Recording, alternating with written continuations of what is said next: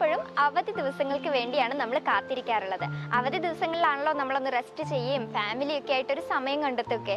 അപ്പോൾ സൗദി അറേബ്യയിൽ ഫെബ്രുവരി 22 വ്യാഴാഴ്ച അവധിയായിരിക്കുമെന്നാണ് അറിയിച്ചിരിക്കുന്നത്.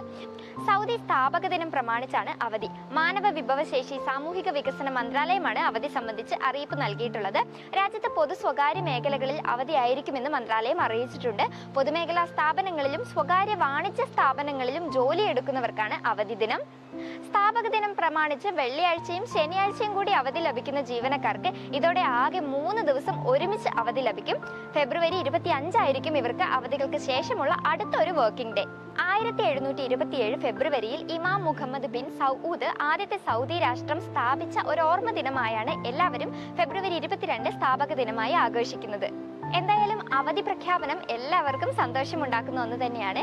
ഈ വീഡിയോ ഷെയർ ചെയ്യുക. ഒപ്പം ഇതുപോലുള്ള ഗൾഫ് അപ്ഡേറ്റ്സുകൾക്കായി ഹൈലൈറ്റ് മീഡിയ പേജും ഫോളോ ചെയ്യുക.